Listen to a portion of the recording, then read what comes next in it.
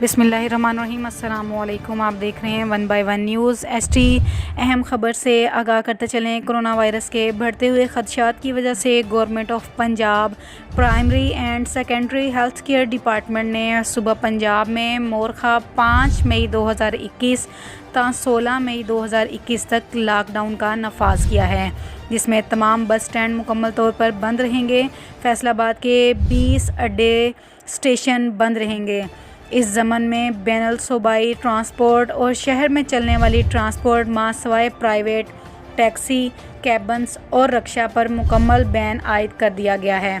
इसके अलावा बैनुल अज़ला और बैनुल शहर ट्रांसपोर्ट पर मां सवाए बरोज़ हफ्ता और एतवार मुकम्मल बैन कर दिया गया है। हफ्ता और एतवार वाले दिन ट्रांसपोर्ट 50% मुसाफरों पर मुश्तमिल और दीगर तमाम कोरोना SOPs पर अमल दरामद के बाद ही चलेगी और किराया में ओवर चार्जिंग की इजाज़त नहीं होगी। इसके अलावा गवर्नमेंट ने हर किस्म की तफरीही सरगर्मियों पर भी मुकम्मल बैन आयद कर दिया है।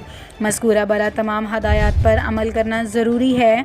खिलाफ वर्जी की सूरत में मुतलका गाड़ियाँ और अड्डा इंतज़ामिया के ख़िलाफ़ तादीबी कार्रवाई अमल में लाई जाएगी।